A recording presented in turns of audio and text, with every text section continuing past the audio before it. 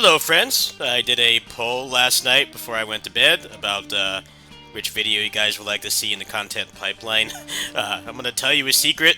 I haven't made any of those videos yet. Kind of just wanted to take a break.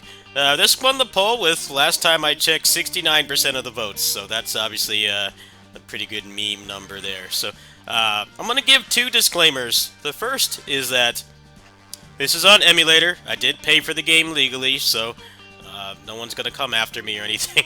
I pretty much didn't even play it on the Switch. I pretty much just I bought the game, I dumped it, and then I ran it on emulator. This game has a 30 FPS cap natively that you can't turn off. It doesn't even run above 30, even on docked mode, or even if you overclock the game. It's a hard cap. So if that bothers you, your options are either to buy the game and dump it legally, which there's actually going to be an English version, I believe, in a couple weeks, or you can try to, I guess, get a VPN and set up a different account for Asia and get the English version, which is on Steam. I did not have the means to do that, so I just bought the Japanese version. The English version is actually going to have a physical release, so if you have a jailbroken Switch, that is going to be the easiest way to play the game legally, because you can go buy the physical version and then just dump the XCI file, dump all the DLC, and put it on Ryujinx. You're good to go. If you want to play this on Yuzu, I will say that the game stutters a lot on Yuzu. It's like pretty much unplayable, whereas in Ryujinx, it just seems to handle the game better. So if you're going to go this route, whether with the native Japanese version, which is what's available now, or the English Southeast Asia version, then I recommend playing it in Ryujinx. So with that said, let's go. Sorry for the long intro with no gameplay. A lot to explain here.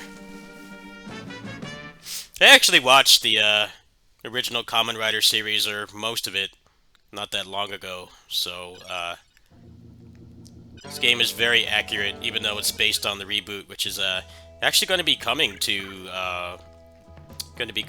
American AMC theaters next month, which is pretty exciting. I'm not going to be able to get anybody to go with me, but I'm definitely going to watch that. Anyway, so what might not be clear is that this is an action roguelite. If you watch the trailers, it just kind of looks like a beat-em-up, but it's actually like a beat-em-up action roguelike. So I think you could probably beat this game with skill. I actually beat the tutorial boss, and then I got forced into a death cutscene. So I actually got pretty far, but generally you're going to want this stuff in here. So obviously this is all in Japanese, but these are all like persistent elements, like you can get more health, you get more defense, you can get more revives, you can get like super armor damage up, things like that. There's also 3 characters in this game. This is mild spoilers, but there's Ichigo, so Takeshi Hongo, and then there's Rider number 2, Nigo, who is Hayato Ichimonji, and then there's Kamen Rider Zero, and you get her after you beat the game. Now you have to upgrade all of them separately, so generally you're going to want to focus on Ichigo, because he's all you're going to have until you get to the end of the game. But then you can actually switch these characters out if you so desire. Okay, so you have the bike, the Cyclone. The bike is basically like a shortcut system, so if you want to grind a specific level, or you want to just get to a part to practice, or you just want to spam clears, upgrading the Cyclone is actually the best thing to do, because it will give you a number of things in here. Like, this will allow you to start at certain levels, like this one right here lets you skip the first level, so on and so forth. This lets you skip right to the end of the game. This also gives you a bunch of food items, which food items are basically your items in this game, you know, your passive items and stuff. Like, they'll give you like lightning damage, or they'll give you heals, or they'll give you crit chance on combo up, a variety of things like that. So maxing this out is pretty nice, because you can essentially start at level 1 with a bunch of buffs, and then you can get even more buffs after that. Okay, so I don't know the Japanese term for this, but I'm going to assume they're keepsakes.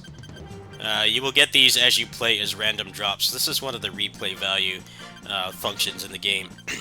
Like this right here gives you invincibility when you get hit, which is really good for survivability. forget what these other ones do, but they actually are pretty game-changing, and as you use them, they will level up, so their passive abilities will, I guess, level up incrementally. Now this you get from DLC. I don't remember if this was for either buying the Season Pass, which I did, so I'll be covering the DLC when it comes out, which is going to be, I believe, Shin Ultraman, Shin Godzilla, and then Eva from Evangelion. Those are going to be new characters that you can play. But generally, you're going to want to go for these, and the only way to get these is by playing the game, so it's not pay to win.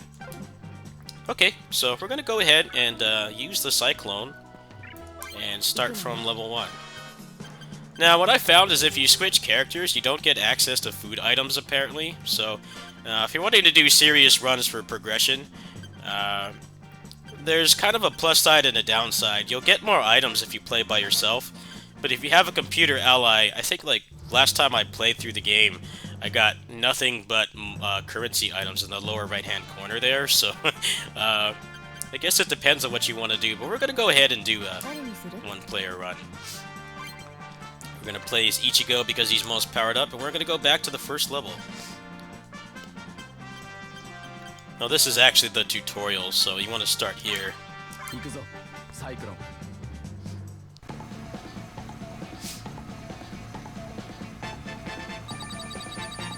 So it gave me all those items. It gave me some food items and some of the drinks, which are like per battle buffs. And then those ones at the end, which you get for, I think, bosses at the end.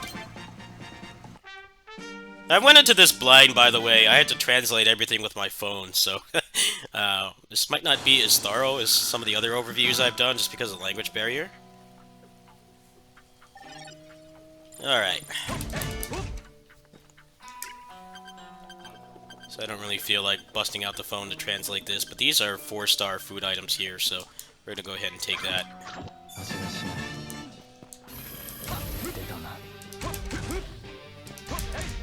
Okay, so you have a normal attack, you have a heavy attack, you have a throw, got your rider kick,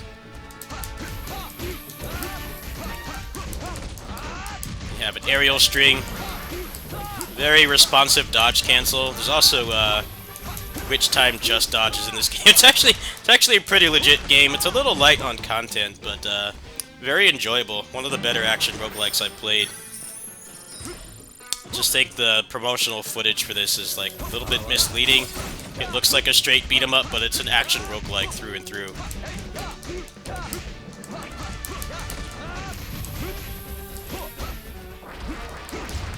You also have this stomp thing, which I guess just disables them for a little bit.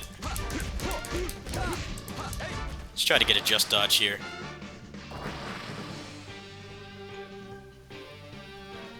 Alright, we got some Muso peons here. Shocker grunts are not wanting to attack right now. There we go. So you also get a counter out of that too if you push the light or heavy attack button.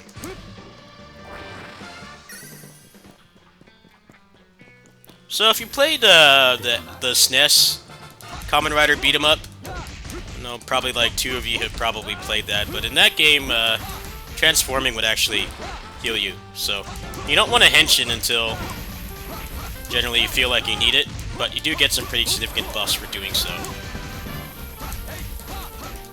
So you can see here why the game is 30 FPS. There's quite a bit going on here. So in the upper right-hand corner, there's a rank system, kind of like DMC. The more combos you do without getting hit, I guess maybe the better quality of items you get.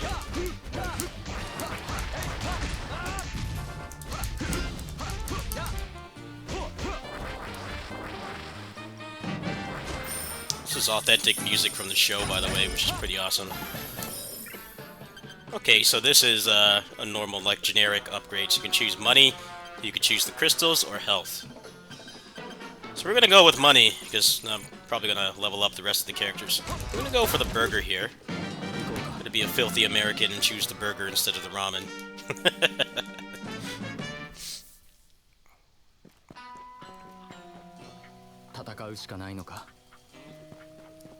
Okay, so we're gonna go ahead and henshin. Coolest part of any tokusatsu game. It's illegal to skip this, by the way. Okay, so when you transform, you get access to finishing moves, which is L1 and X or Y. Square, triangle, whichever. So for him, he's got Rider Chop, and he's got this breakdance thing that he doesn't do in the show. It's kind of a little bit inaccurate. You're also invincible during those two, as far as I can tell.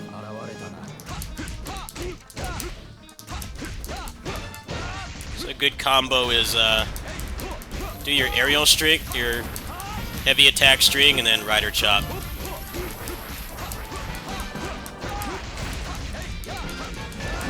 Now, I found somebody who knew how to get this game to run better. I'll have to do that next time, but this was kind of a spur-of-the-moment thing, so I didn't feel like fighting with tech support, but apparently you can get it to run at 60. Seems to be something wrong with, I guess, the way the game is emulated. Like, obviously my computer should not have any problems. Like, the computer's not taxed at all right now. It's something to do with the engine and the emulator, I guess. Still better than playing on console, real hardware. Alright, so this is a 200 combo item. This game is kind of like a beat-em-up, a Muso, and an action roguelike all combined into one. It's an amalgamous blob. Like beat-em-up mechanics, but Muso levels of enemies, and then action roguelike stuff, so there's like persistent elements and mechanics and starting items. It's actually a pretty robust game. It's just the moveset is a little small. Maybe they will... Maybe the DLC characters, which I paid for the season pass for, by the way, will probably have maybe more in-depth mechanics or something. We'll see.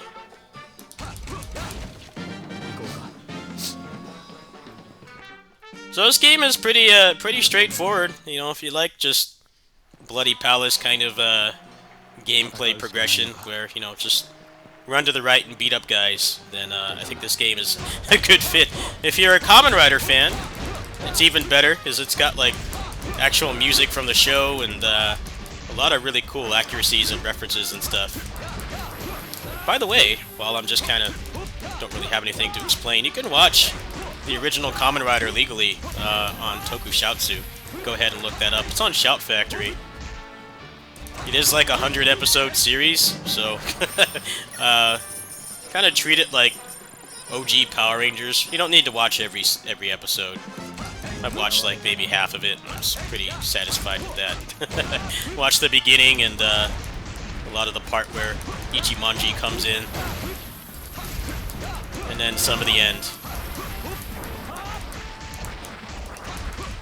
So if you would just want to just buy this because it's a beat-em-up action roguelike, then you actually can watch the source material. And the movie that this is a tie-in for is going to be available in America as well. Apparently for me it's going to be here the end of next month. So after I get back from vacation, I'm going to go ahead and watch that if I can. If our filthy Bakersfield normie AMC theater will actually hold it or not. That's kind of the question. Probably be the only one in that theater. So you are invincible during your finishing moves at the top. You'll see the orange bar. That's basically your super bar. So you will need that to use the Rider Kick and your finishing moves.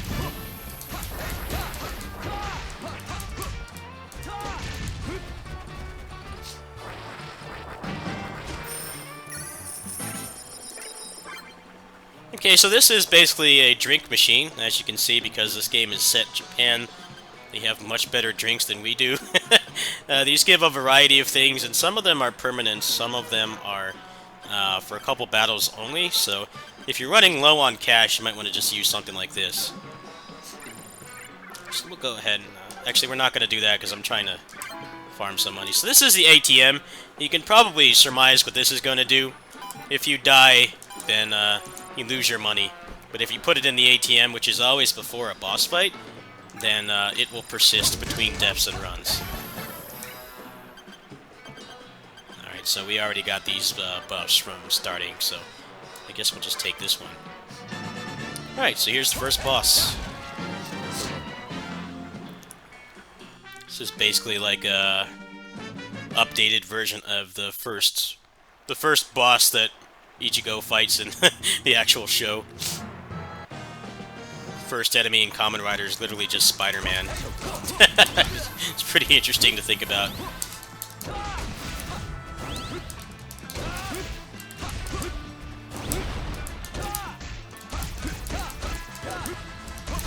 So there's a super armor bar. If you ever played any action game in the past 15 years, you're probably pretty used to this. The one thing I don't like about it is that you can't damage them at all until the bar is broken. So definitely feels like you can kind of go to a standstill at times. That's not too bad. Once you level up the persistent elements, they'd go down pretty fast. Still skill-based as well. I'm dodging most of these attacks.